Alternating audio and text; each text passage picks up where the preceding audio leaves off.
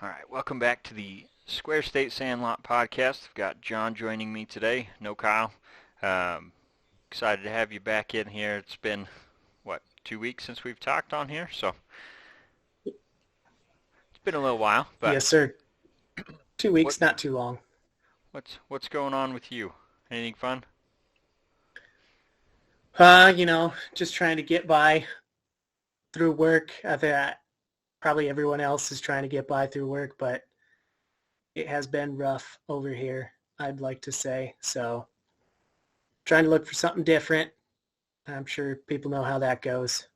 Yeah.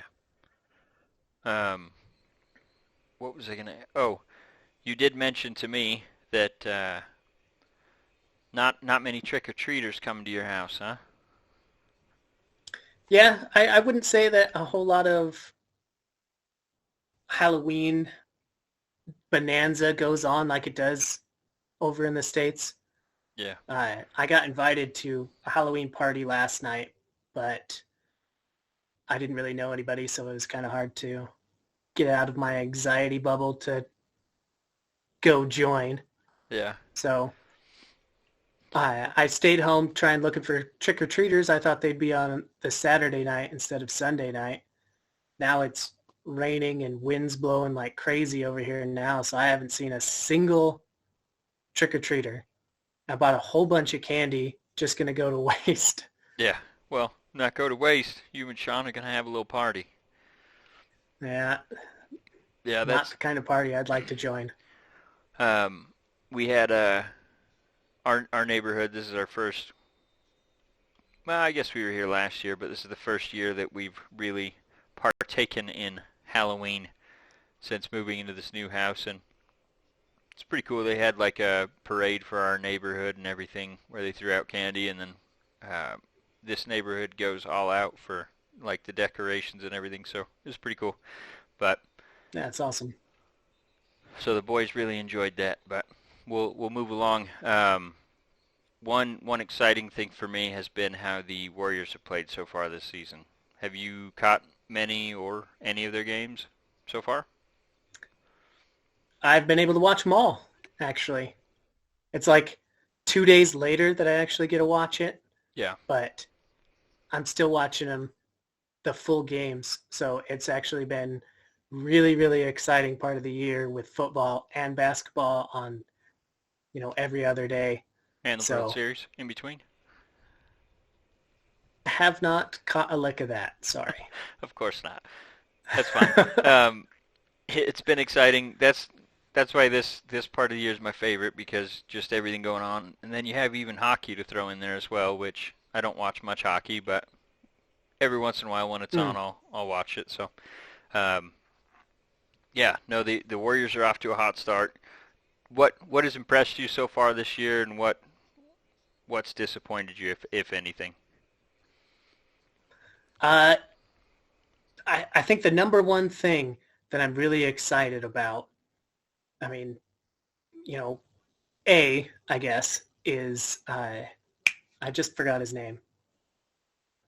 Moody, Kaminga, which one? Nope, None of them. Jordan the Poole. tall white guy. Oh yes. Oh man, how did I forget his name? It's something weird. Yep, It's hard to say. Bielitsa, Yeah, Bielitsa. Nemanja Bielitsa. He's been a stud. I've been thinking about that for days now. Like he has played so well in the system that like every time he comes in, you can expect either good passing, good spacing, and scoring. He has put up double-figure points in each of his games. I think he had 15 on Saturday, Yeah. and just plays so well with the system of getting everybody the ball and spacing it. And uh, can't remember the play they were talking about. Uh, anyway, uh, the negative part, I think Steph Curry's had 3 games not scoring in the fourth quarter. Yeah. That's a little disappointing. He has shot the ball honestly really well. I think he's still like close to 50% shooting from three, but he's missing a lot in the fourth quarter. Yeah. It's a little disappointing, and I think I wouldn't call it the main reason they lost to the Grizzlies, No. but a major contributing factor I think the because main he's reason they usually so lost clutch in the fourth. to the Grizzlies was they just did not take care of the ball, and it's something that we've seen pop up like regularly with the Warriors, and it's For just years. yeah. I mean, it's been their Achilles heel forever. When they turn the ball over, it seems to just come in bunches, and they I don't know if it just gets in their head or what, but it's like once they have a couple turnovers, they just keep going after one after the other, just back to back to back, and that's what it was against the Grizzlies. Draymond had that one towards the end of the game. I think it was tied fourth quarter, and there was like a minute left, and he had an 8-second penalty because he didn't get across the half court line in time. And it was just stupid things like that all day. And obviously, you can't have that if you want to be a championship team. But with that being said, they are 5-1.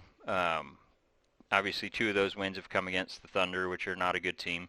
But anytime you're getting contributions from Bielitsa, like I think he almost had a triple-double in one of his games coming off the bench. So he's been very impressive. Kuminga got his first start, or not start, but his first play in yesterday's game. They won against the Thunder again. So a lot of good things, and I think the thing that has impressed me so far the most is they're getting scoring without Steph having to go off for 40. Like there's other guys contributing. Um, Wiggins looks really good on the defensive side and just being a facilitator altogether. So it's obviously um, very promising for once they start to get Clay back and Wiseman back. You think they're just going to get even better. And quite honestly, I think this year I'd be surprised if they weren't in contention for the playoffs. So what do you Yeah, think? I'd be hard pressed to see them not in contention. Yeah. What With the early start they're playing. Sorry, go ahead. No, I was just going to say what's for you, obviously you know how it started. They won 5 games, only lost 1. For this season, is it championship or bust for them this year, or do you think they're still a year or two off from that with the young guys they have on the team? I'm not sure that it really this year qualifies for a bust, like championship or bust season, because they have a whole lot of like younger talent coming into play for their team. I think they have every chance in the world to win the championship this year. I don't think there's really a team. I'd like to see on Wednesday how they play against Charlotte, Yeah. because I think that's going to be a good team this year. You know, the Heat, the Bucks, and the Nets. I think the Nets are kind of the favorites in the East, in my opinion, with Kyrie. If they lose Kyrie, I just don't think they're the same team. Yeah. Well, So I can see the Warriors beating the rest of that lineup. unless the restrictions change for New York, which they very well could, as we start to see cases start to come down, they may reevaluate that and take off those restrictions. You just never know with that. And like you said, with Kyrie, I think they're probably one of the favorites in the East, or even to win the championship. Without him, I wouldn't say that they're the favorite. They're still a good team. But as we've discussed, Harden gets hurt a lot. Durant, he's been hurt in not last season, the season before. So you're just really holding your breath if you only have 2 great players, and then the rest of your team is built with lesser role players because of how much money you're giving to your top 2-3 players. So I still think Milwaukee's probably the team to beat in the East without Kyrie being on the Nets. So Agreed. It'll be pretty interesting. But yeah, like you said, I think the Western Conference is wide open, and with the blend that the Warriors have of veteran talent and then young guys coming up, I think they have that perfect mixture. And quite honestly, I'd be surprised if they weren't I don't know about a favorite, but um, definitely one of the top 3 or 4 teams in contention for the Western Conference to be the representative in the NBA Finals. So I And what I think, sorry, what I think is going on right now, and the Warriors are still winning the games.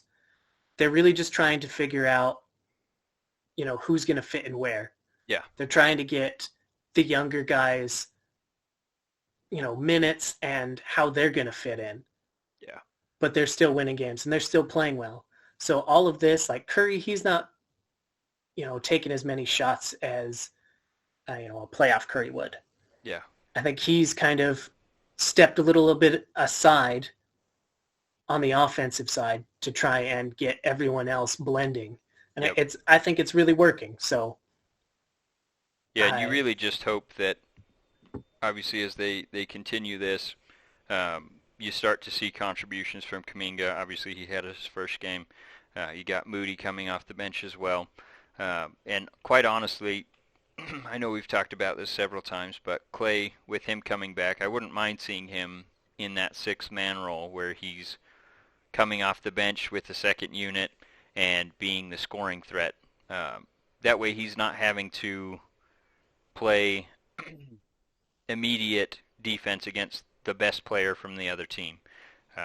He can just work his way into that, and obviously as the season goes on, he feels stronger and getting back closer to 100%. Then they start putting him in the starting rotation and move Poole to that role. So, right. And I think but that would be a winning strategy because I think, Wiseman, he's coming off injury. He's coming off his first season. He needs to learn a lot, yeah, but he needs to be uh, like transferred into that situation. yep, Last year when he played, they were a lot worse than when Looney played.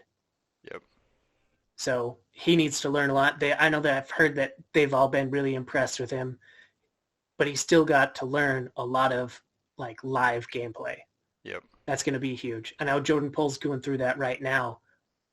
He's so excited and so hyped up, but he's got to let the game come to him. for sure.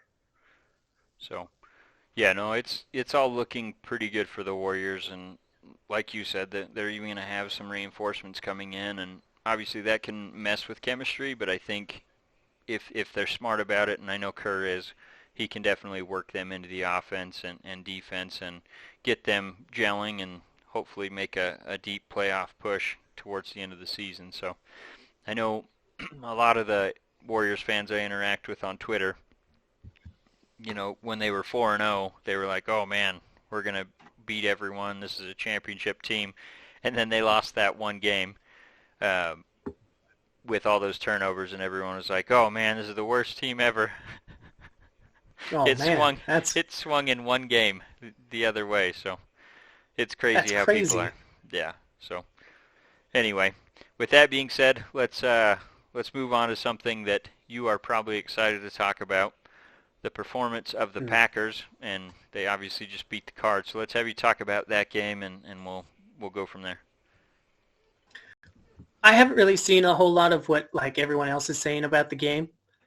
I, I, Bakhtiari or someone, Elgin Jenkins, someone on the Green Bay side of the defense, they were talking about J.J. Watt put on a post trying to give excuses for this team to being so good. Maybe we're just that freaking good. And he kind of repeated that same tweet. And I kind of agree with that. The Yeah. defense has lost 5 starters, and they're still holding teams to 20 points a game. Yep. That's impressive. They're calling up the next guy, and they're getting production.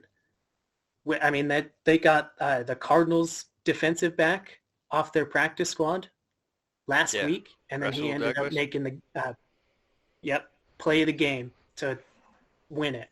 He started on And the it, Raiders this season. They cut him right before the season started, and yeah, he got signed by the practice squad for the Cardinals. But you crazy. guys picked him up. Yeah, it has just been a roller coaster with the like injuries and production we've been seeing outside of game one, Yeah. Well, where and we actually had our starters. yeah, I think we've talked about this several times, but I think that was just a matter of they were not ready to play because obviously Aaron Rodgers sat out the entire preseason, so they had some things to iron out, and that was kind of an aberration, really.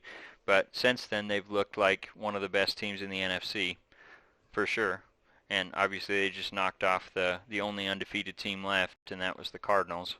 Um, Cardinals definitely didn't look like themselves in that game, and Right. that's a Totally agree with testament that. to your defense because they looked out of sorts on offense, and then defensively, I think they were probably missing J.J. Watt that went out with a shoulder injury. He's probably done for the year.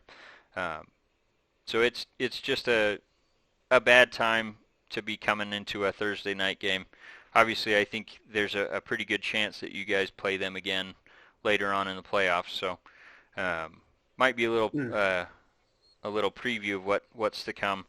And you guys were even missing your top receiving options too. I think two or three of your Top receivers were out. three. Yeah, and who Tanyan went out with. Did he play in this game or was he hurt from the last game?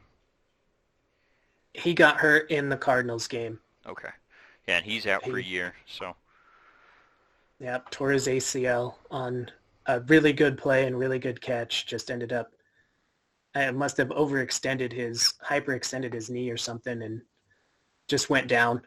yeah, so Unfortunately, because he's been a big part of the offense. so on the second to last play of the game, Kyler Murray was trying to roll out and tried to complete a pass, and his ankle got rolled up on, and he ended up playing. He ended up finishing the game, obviously. Um, on that last play of the game, I still don't know what AJ Green was doing because it was like he ran into Rasul Douglas and then just stood there. And obviously, Kyler Murray threw the ball to him, but he didn't turn around and look for it, and Rasul just grabbed it, made an impressive catch, kept both feet in bounds, and then that was all she wrote. So um, but as I was alluding to, Kyler Murray had his ankle rolled up on, and it sounds like he's actually possible to miss at least a week or two with that ankle injury. They said it's a ankle sprain, so that's going to hurt them for the next couple weeks, and it's also going to hurt my fantasy because he's been killing it for me. Yeah, But big time. luckily I have Derek Carr as my backup. So um, Might hurt one, his MVP status as well because yeah, he's either one or two on MVP status right now, outside of probably Stafford. yeah. Well, good news for him. It's definitely up in the air this season. If Derrick Henry can keep doing what he's been doing, I wouldn't be shocked to see him up in the voting there too. So as much as it's been an MVP is a quarterback only award lately, I wouldn't be shocked if he can put up another 2,000 yard season like he's been doing. Um, I think he'll have a decent shot at it as well. So um, one Good. little exercise I want to do with you.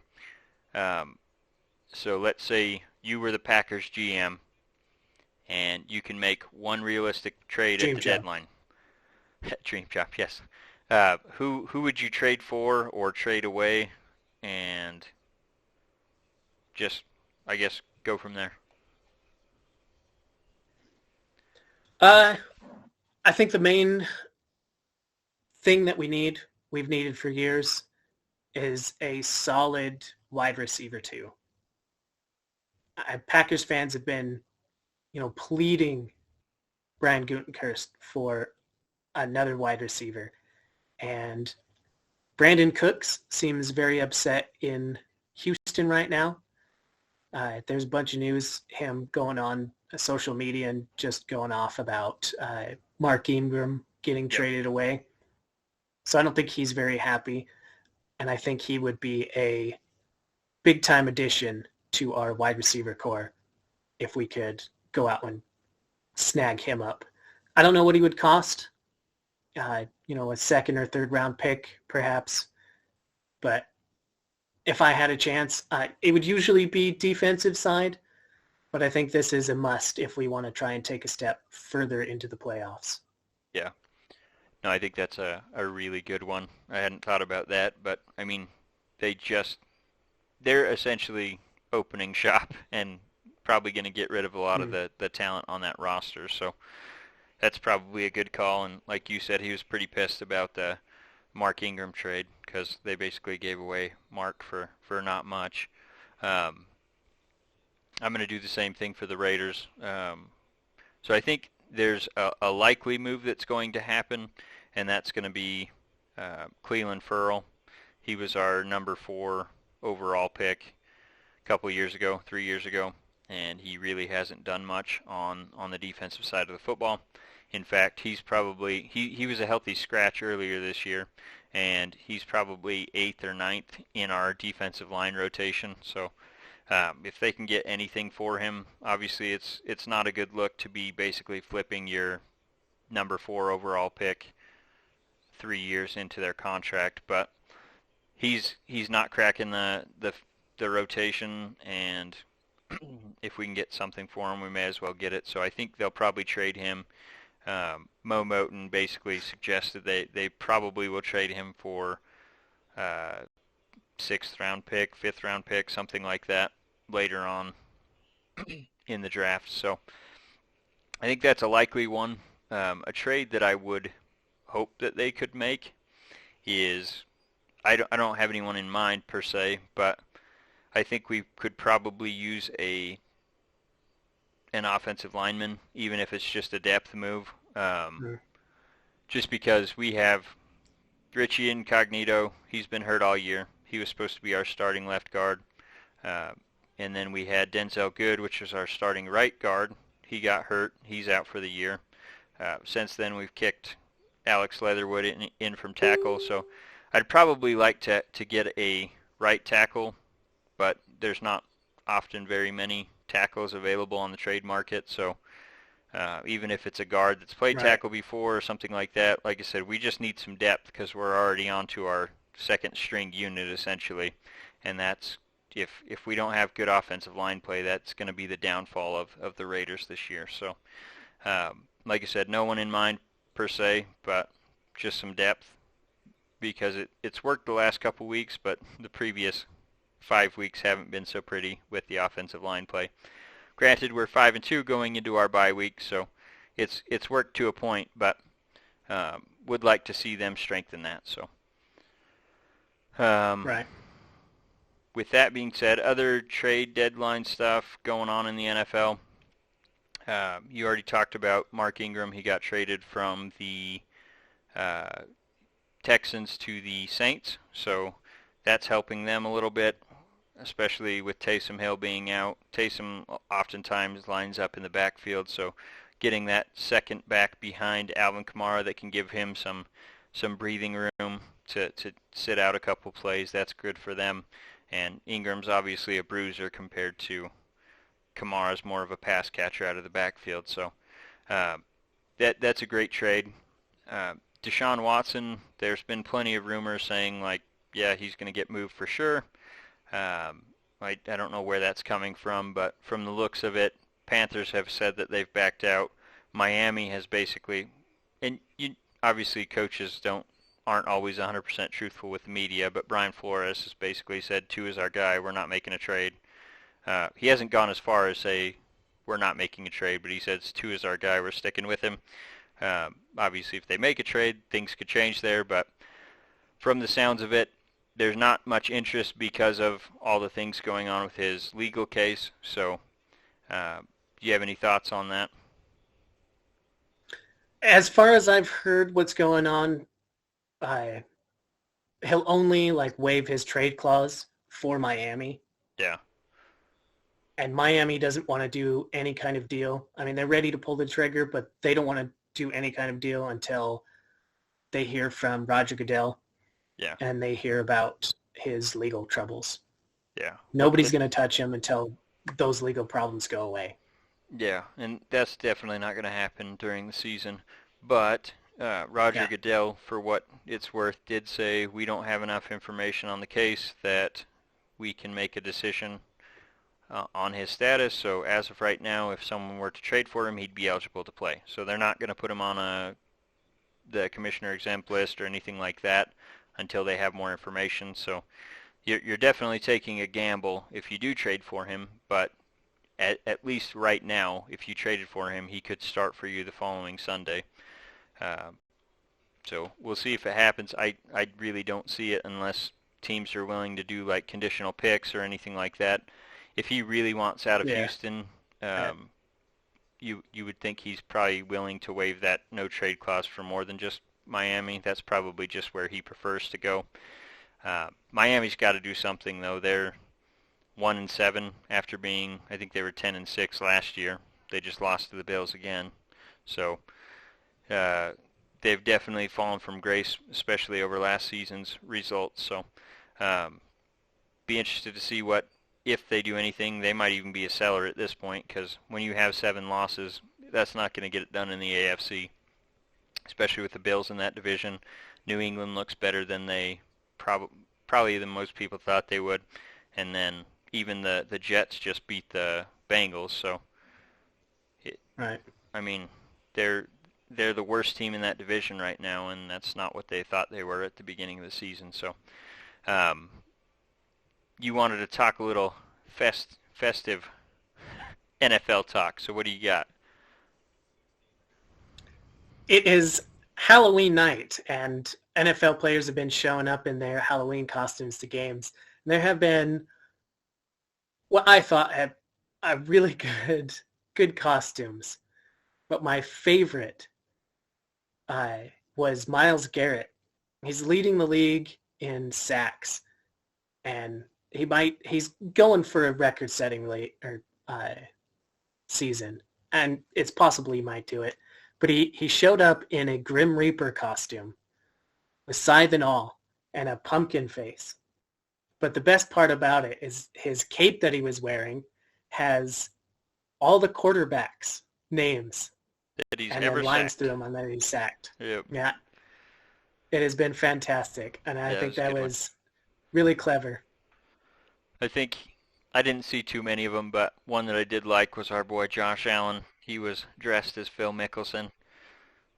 Phil saw it and tweeted and basically said, "Love it. Don't know why I think this guy's so handsome, but there's something to him." And then he said, "Go Bills." So like that. Nice. Is there anything else you want to talk about NFL wise before we move on? Nope, I think that's it. Okay. So a couple things that I'm wanting to talk about, at least with MLB. Obviously, we got the World Series going on, but some news broke on Thursday, I believe it was. Our manager of our baseball team, the Oakland A's, Bob Melvin, has signed a contract with the San Diego Padres to become their manager. So obviously that news was not what I was looking forward to hearing on Thursday night. I was pretty crushed about that because Bob has been our manager for the last 11 years. He moved into the winningest manager in Oakland A's history, and he's just a real stand-up guy. All the players love him.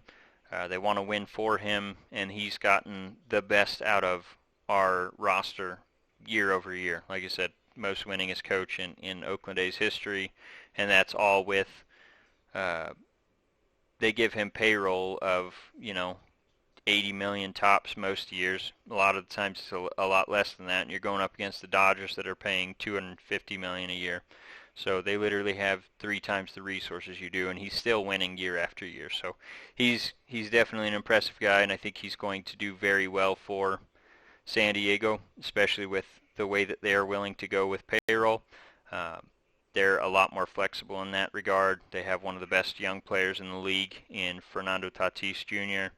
Um, they definitely need to clean up their pitching, and that's a tough division to win in because you got the Dodgers and the Giants. They both won 106 and 107 games last year. So it's going to be a tough task, but I think it's one that Bob Melvin will be up to. So I'm absolutely crushed losing him, and especially the implications that gives for the A's. Um, Getting rid of your manager and basically just letting a team sign him with no implications to your team. Um, they're not receiving any compensation to buy out the rest of his contract or anything like that. So basically, they're just saving money by him not being the manager. So with that being said, I think what they're looking to do is just cut payroll down to the minimum. And typically what that means is any of the players that are up for new contracts or arbitration or anything like that, they're probably going to trade them. And it's probably going to be a rough year for us next year. So I always hate these because with the A's it happens every 4 or 5 years where they basically tear down the roster and rebuild it. But that's essentially what we're probably looking at next season. In terms of who they'll likely replace Bob Melvin with, it's tough to say because he's likely going to want to bring some of his staff that he's got with him in Oakland with him. But two of the guys on the payroll right now that I think could take over his job are Mark Kotsay and Ryan Christensen. Mark Kotsay, the likelier of the two.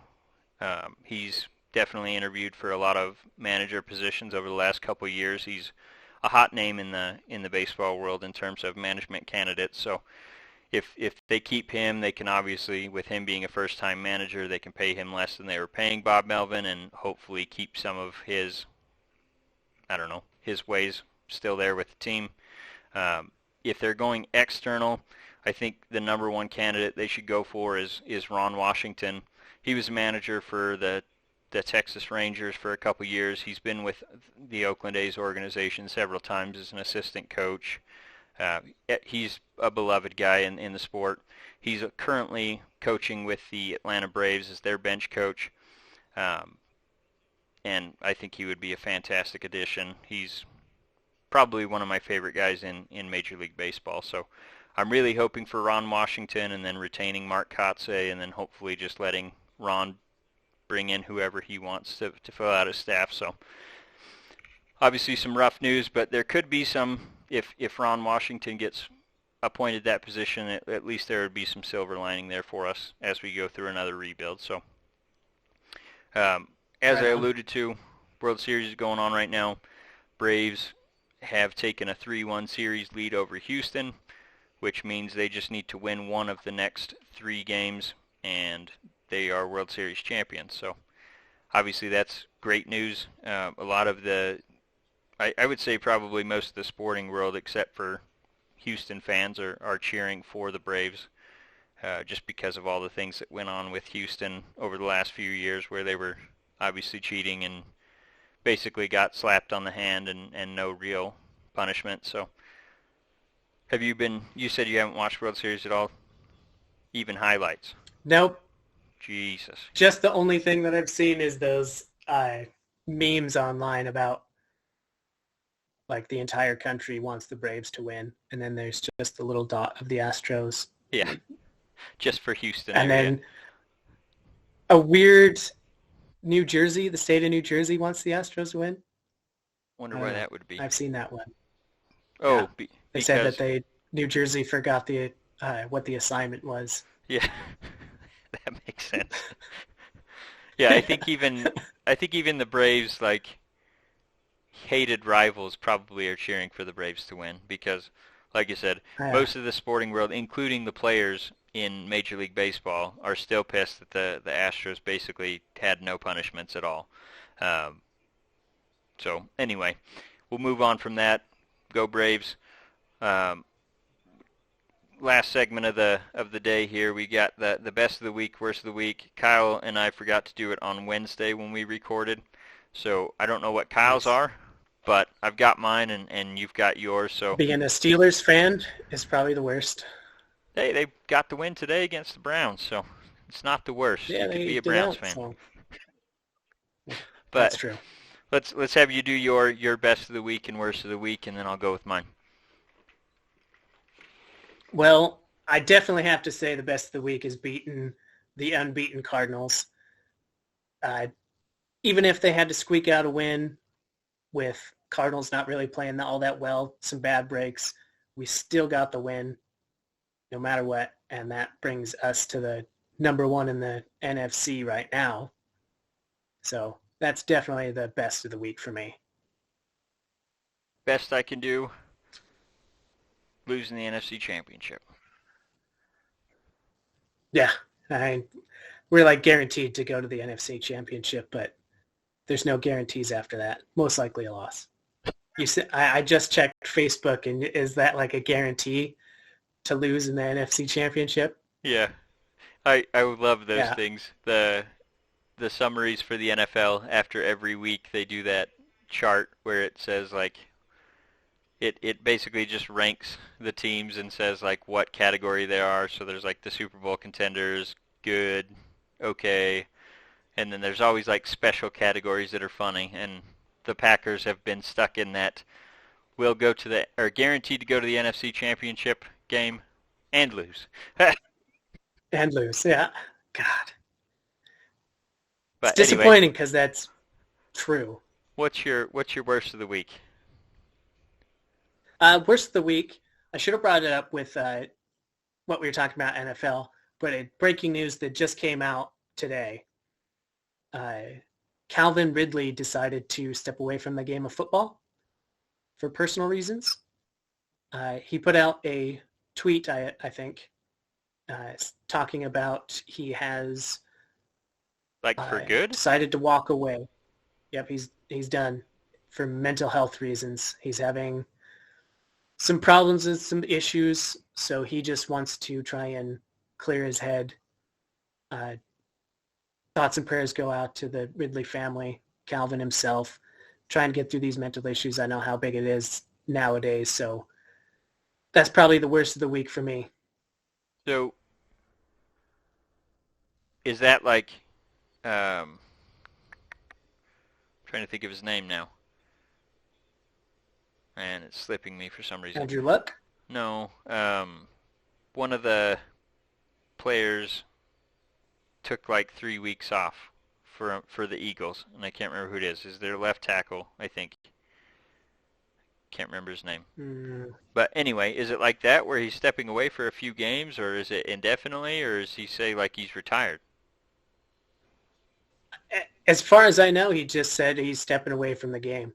Okay, so maybe just for a little bit. From what Who I knows? gather, it's for at least the season. Interesting. Yeah, that's not good. There might be Um, more coming out later, but yeah, I he guess we'll just see put what it happens. out today. But like Yeah, you said, I thoughts know that. with him and his family for whatever he's going through. And I guess I'll go with mine. So my best of the week are the Braves, one game away from beating the Astros in the World Series. Uh, Worst of the week is Wyoming loses their fourth game in a row. And they did show a little bit of life against San Jose State. Levi Williams was the starter for this game. They didn't put Chambers in at all that I saw. Really, they were in it right till the end. Fourth quarter, they got the ball back with like 2 minutes left. Forced the punt, only lost by 6. So had they drove down, scored a touchdown, kicked the extra point, they would have won. But Levi Williams on that drive, it you have to go down the field and score in 2 minutes. They didn't have any timeouts, so one of the things you can't do is take a sack, and he took a sack on first down. They got up to the line, hurry, took a sack on second down, so it was like 3rd and 25, and less than a minute left.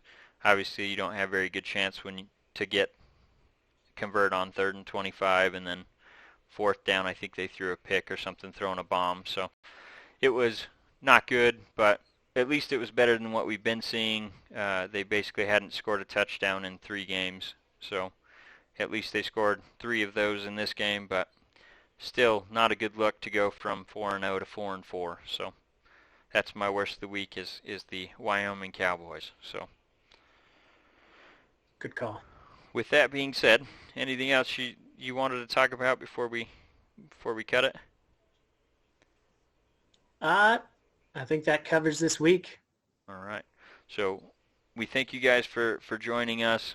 Hope you guys are enjoying these. As always, please like, subscribe, share, do all that fun stuff to help us get our podcast out there to the world. Uh, we always post them on Facebook, YouTube, and all the podcast platforms that you could listen to. So just do your part and help us. And if you have any questions or any feedback you'd like to give us, just feel free to hit us up.